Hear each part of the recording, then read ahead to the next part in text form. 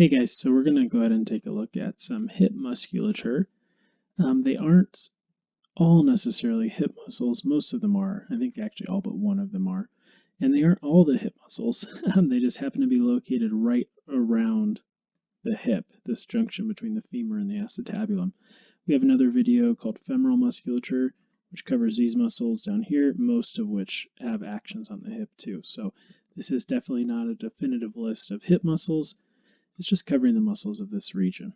Okay, so let's jump right in with psoas minor. This is the um, littlest of our huge muscles right here. It's not actually a hip muscle technically. It's going to do, honestly, really not much of anything. So if you think of muscles like palmaris longus that we talked about in other videos, where they don't really contribute all that much, this is similar. It technically does weak flexion of the pelvis. Compared to its cousin here, psoas major, so same name, just minor versus major. This is a powerful hip flexor, very powerful hip flexor actually. It also is going to flex the lumbar spine as well because it originates actually there on our lumbar vertebrae.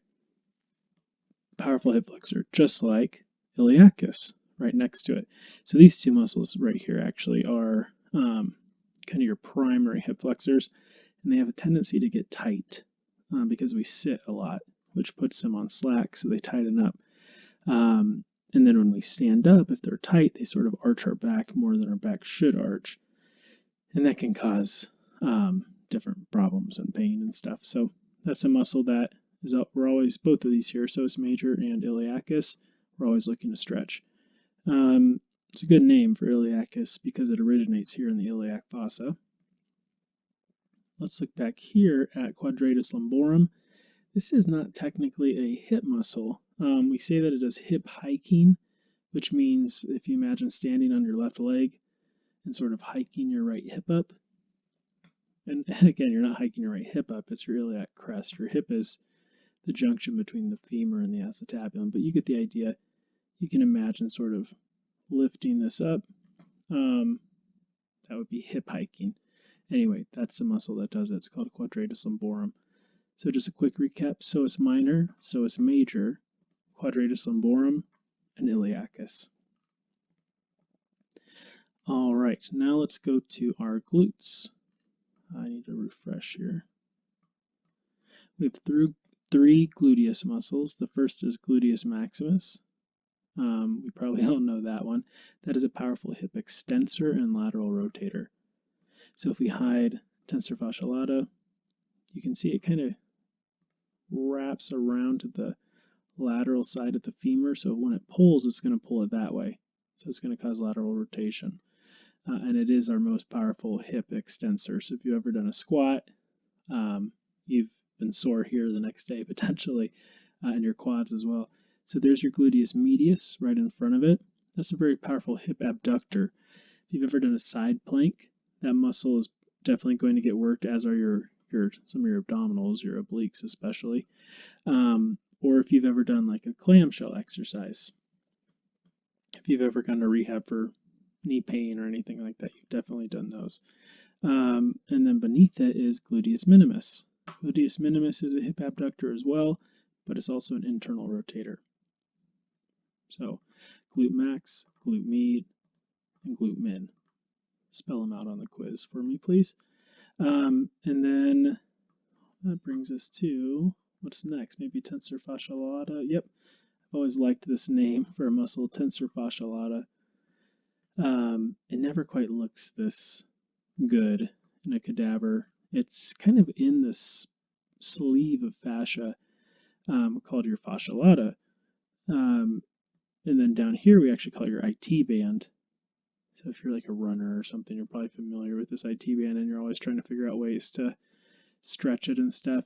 Kind of a tangent, but this isn't as controversial as it used to be. But basically, there's probably no good way to stretch that that piece of fascia. It's just built very strong. I think they've done tension tests on it, and it can withstand like 2,000 pounds of tension before it starts to extend. So This I don't think is necessarily the problem, but a lot of people like to roll on foam rollers and stuff because there's a lot of knots. Those knots are actually in this muscle, which is underneath the IT band. So anyway, I don't know if you've ever seen those little massage guns.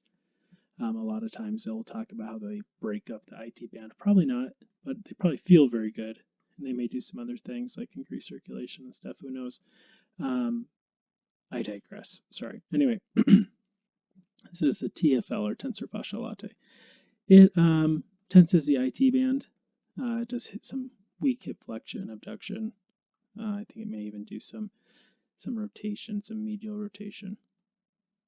And I think that's it for all of our big superficial hip muscles. Let's see what's next. Yes, now we're going into this big group of external rotators back here.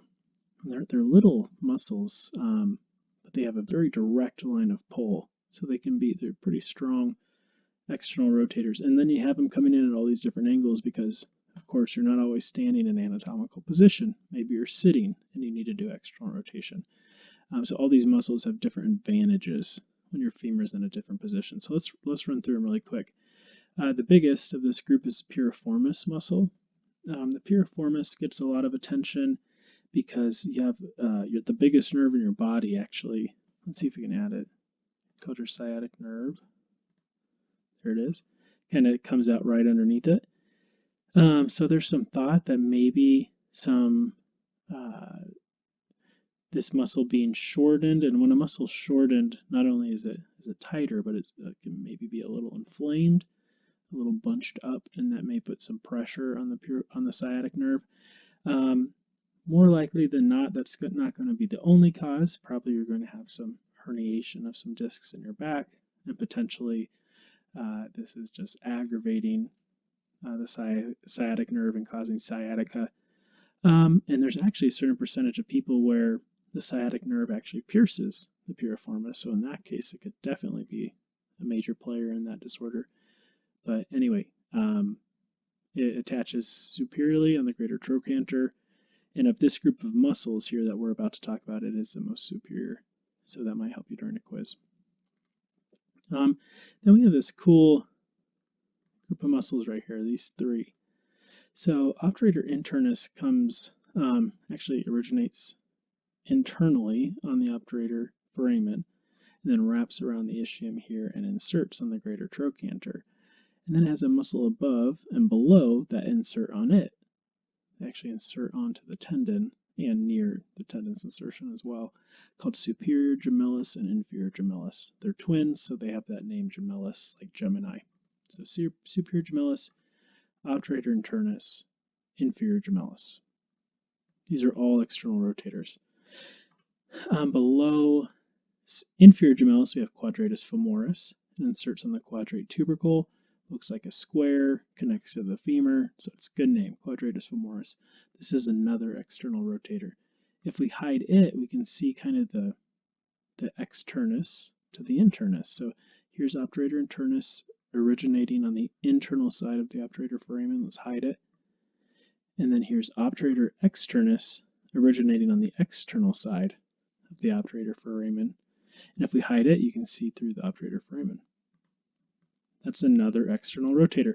This one actually, if you remember the trochanteric fossa, this was on one of our quizzes at one point. It inserts there.